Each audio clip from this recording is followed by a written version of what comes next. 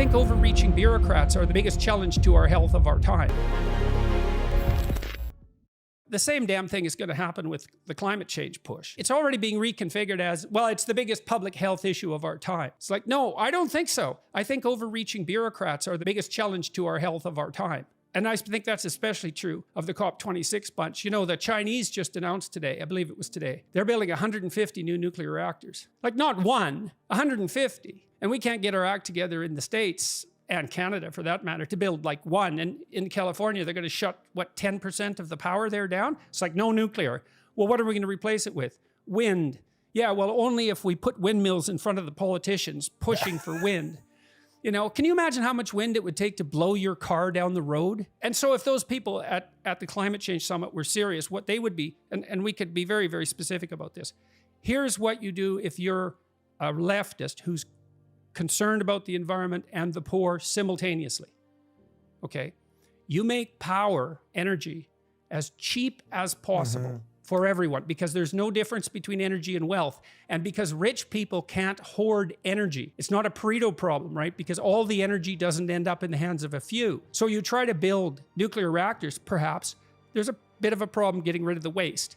And there's a lot of bureaucratic wrangling around that. It's not a solved problem entirely, but we don't have a better option than nuclear in the long run. And so you make power as cheap as possible. So if you want to save the climate, you want to make power everywhere in the world as cheap as possible, as fast as possible, to make people as rich as possible, because the richer they get, the more they care about the environment. And that pattern is clear in China and India, which have greened substantially in the last 20 years. Those two countries have greened an area the size of the Amazon in the last 20 years. And that's in addition, by the way, just so everyone knows. Here's a cool little fact. You know that as carbon dioxide levels rise, plants can grow in drier environments? Drier environments. Semi-arid, like deserts, like the sandbanks on oceans and lakes, stabilizing that as well.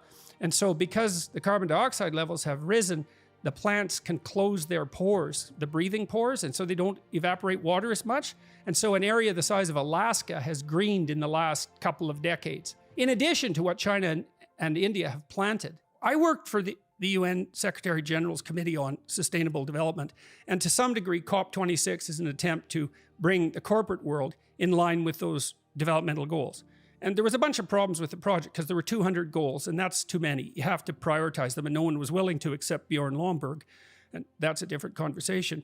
But what I learned, because I read about 200 books at that time on the environment and sustainable development, and what I learned was things are way better than anybody thinks. We have a glorious future in front of us if we want to. The best way to save the planet is to make poor people rich as fast as we possibly can. So that means we can have our cake and eat it too, and isn't that absolutely lovely? And the biggest environmental issue that's facing us isn't global warming, it's overfishing in the oceans as far as I'm concerned, because that we could actually stop. It's actually extremely damaging, and we know how to stop it. And Trudeau, to his credit, by the way, has produced a series of marine protected areas along Canada's coastline that weren't there before. Now, I don't know how protected they are and how thorough that legislation is, but that's something that he's done that actually counts as a credible accomplishment in my estimation. Well, so first off, I've interviewed Bjorn a couple times, but his last book basically illustrates, I mean, it's mostly illustrations that lay out almost everything you're saying here. So I just want people to know you're not making it up. We'll link to that interview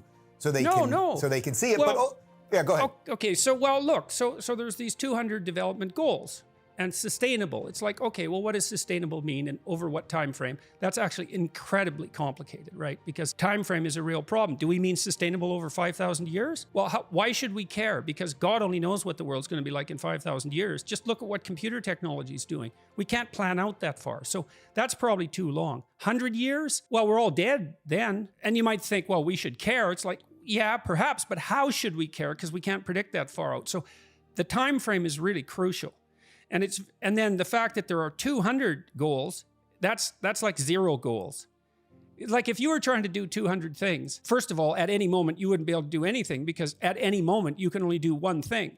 And so you have to prioritize. And I asked repeatedly when I was working on this committee, why aren't these goals prioritized? And the answer was, well, they all have separate constituencies who are fighting for that particular value, and they get annoyed if there's any like sequential approach. It's like, okay, well, that just means we do nothing because 200 goals is just chaos. And then I found Lomborg. And so what Lomborg does is he hires teams of economists to assess the goals in a given country, or globally for that matter, by cost benefit. And you can argue about that because there's assumptions that you have to use that are built into your analysis, right? There's always a priori axioms and prejudices and biases and so forth and constraints, but he does it with 10 different teams of economists, so that's kind of good. And then he averages across the whole set of the economists. And then you might say, well, it's an economic analysis and that doesn't take everything into account. It's like, A, everything can't be taken into account, and B, do you have a better idea? And if not, then, well, what good is your criticism? Like, I haven't seen a better idea than Lomborg's idea, but from anyone. Is part of the problem that people, because our institutions have in so many ways failed us, and I know you've obviously talked about it and wrote about it in your last book, that we shouldn't just needlessly want to burn down these institutions, but they've sort of failed us to the point that when they do these conferences, like these climate conferences, I was listening to Obama's speech yesterday, and he's going on and on about how we're going to have to sacrifice and all that. Meanwhile, he just bought who's going to have to sacrifice? Right. Who's going to have to sacrifice? And $15 exactly million what? house. He just bought a $15 million house on the water in Martha's Vineyard. I was just down in Miami. Trust me, there's plenty of $40 million mansions. Well, there you go, Dave. That's a sacrifice because he didn't buy a $40 million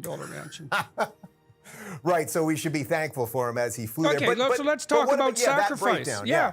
Okay, so let's let the old people freeze in the dark. That's what's going to happen in Europe if we get a cold winter. So who's going to sacrifice here? Well, I can tell you the answer to that. Let's play leftist here for a minute, okay? So there are hierarchies. I think they're competence hierarchies, but they're corrupted by power to some degree. And how much is worthy of investigation, and we should always clean them up. I mean, you just did that in some sense when you said our institutions are corrupt, right? And we have to be very judicious. Which institutions? Where are they corrupt? How are they corrupt? At a level of detail. And analyzed in a manner that allows us to fix them instead of replace them wholesale, right? So, okay, in any case, in a hierarchy, when there's stress, illness and death climb from the bottom up. That's partly why you want to be nearer the top in a hierarchy, because it's actually psychophysiologically easier. Obviously, because otherwise, why would you strive for it? I mean, there are other reasons. You know, maybe you want to do good for other people. Maybe you're motivated by power. Maybe you're a psychopath. Maybe you're acting instrumentally.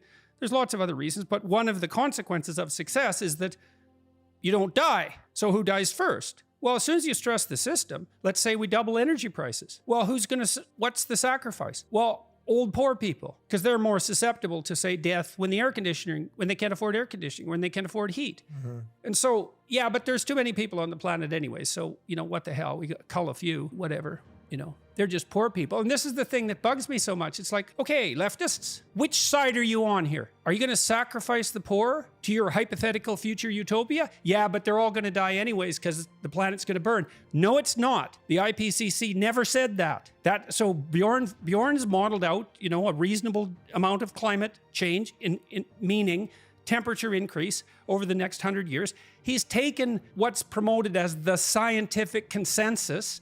There is no consensus in science. That's not how science works. It's not a consensus enterprise, but nonetheless, he's playing along with it. Okay, we'll take your figures. It's going to produce somewhat of a decrement in global economic growth, but growth is about 4% a year. And so even if that declines a chunk because of global warming, everyone's still going to be like 5 times as rich as they are now in 100 years if we don't screw things up. And so maybe they'll be 4 times as rich. Well, that's a cost, and fair enough, you know, and if we can ameliorate it, we should probably try not to change natural environments any faster than we have to, right? Because of unexpected consequences. It's a reasonable argument. But like, here's another thing, this net zero. Okay, as soon as you hear someone say anything like that, zero, you know they're not thinking. Zero is the wrong number. Zero pollution. You know, cows, there's manure from cows. People go to the bathroom. There's not zero pollution. So net zero, it's an empty talking point to put up a flag that you're on the right side. It's not differentiated,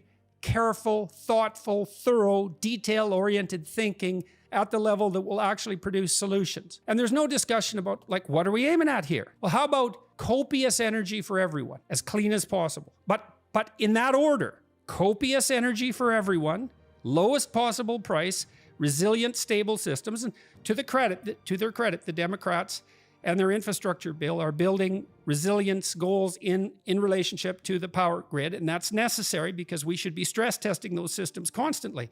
But if you're on the left and you care about poor people, the only thing you should really care about is cheap energy. And why is that? Let's be very precise about this. Okay, what makes people prosperous and secure? Work. What is work? It is the expenditure of energy. What is energy? Work. What is work? Wealth. You want to deal with absolute poverty, or even relative poverty for that matter. Energy is everything.